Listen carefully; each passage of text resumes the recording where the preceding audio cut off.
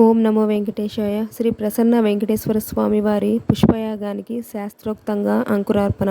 అప్పలాయగుంట శ్రీ ప్రసన్న వెంకటేశ్వర స్వామి వారి ఆలయంలో జూలై 30వ తేదీన జరగనున్న పుష్పయాగానికి బుధవారం రాత్రి శాస్త్రోక్తంగా అంకురార్పణ జరిగింది. ఉదయం ఆచార్య రిత్విక్ వర్ణం జరిగింది. సాయంత్రం 6:30 గంటల నుంచి అంకురార్పణను నిర్వహించారు. ఇందులో భాగంగా మేదిని పూజ, సేనాధిపతి ఉత్సవం, అంకురార్పణను చేపట్టారు. జూలై 30వ తేదీ గురువారం ఉదయం 11 గంటల నుంచి మధ్యాహ్నం 12 గంటల వరకు శ్రీ ప్రసన్న వెంకటేశ్వర స్వామి వారి ఉత్సవాలకు స్నపన తిరుమంజనం నిర్వహించనున్నారు.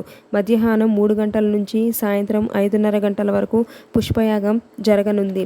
సాయంత్రం 6:30 గంటల నుంచి రాత్రి 7:30 గంటల వరకు తిరుచిపై స్వామి అమ్మవార్ల ఆలయ 4 మాడ వీధుల్లో భక్తులకు దర్శనమిస్తారు. పుష్పయాగం ఎందుకు నిర్వహిస్తారు? అప్పలాయగుంట శ్రీ ప్రసన్న వెంకటేశ్వర స్వామి వారి ఆలయంలో అత్యంత వైభవంగా జరిగే వార్షిక బ్రహ్మోత్సవాలలో పుష్పయాగం ఒకటి.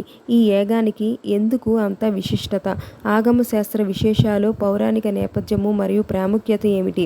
అప్పలాయగుంటలో ప్రతి ఏటా స్వామివారికి జరిగే వార్షిక బ్రహ్మోత్సవాల తరువాత ఈ పుష్పయాగాన్ని నిర్వహిస్తారు. పుష్పం అంటే పువ్వు, యాగం అంటే యజ్ఞం.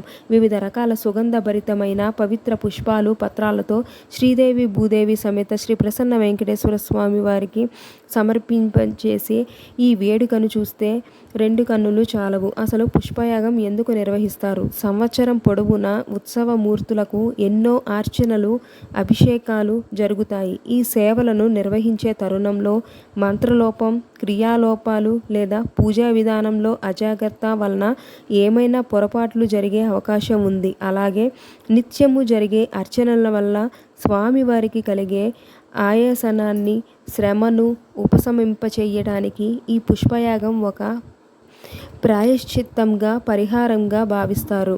లోక కళ్యాణము మరియు పంటలు సమృద్ధిగా పండడానికి కూడా పుష్పయాగం కేవలం స్వామివారి సేవ మాత్రమే కాదు, ఇది లోక కళ్యాణం కోసం చేసే ఒక మహాయజ్ఞం. దేశంలో వర్షాలు సమృద్ధిగా కురవాలన్నా, పాడి పంటలు బాగా పండాలన్నా, ప్రజలందరూ సుభిక్షంగా ఉండాలని కోరుకుంటూ ప్రకృతికి లో దొరికే రకరకాల పుష్పాలను, వృక్ష సంపదను దేవుడికి అర్పించడం ద్వారా సమస్త సృష్టికి మేలు జరుగుతుందని నమ్ముతారు. సాయంత్రం వేళ మండపంలోని కొలువుదీర్చి స్వామివారికి టన్నుల కొద్దీ సేకరించిన బంతి, చామంతి, గులాబీ, జాజి, సంపంగి, తులసి, మొగలి, మరువం, దవనం వంటి ఎన్నో రకాల పవిత్ర పూలతోని శిరస్సు నుంచి పాదాల వరకు కప్పి ఉంచేలాగా పుష్పాభిషేకం చేస్తూ ఉండేలాగా ఈ అద్భుతమైన దృశ్యాన్ని చూడడానికి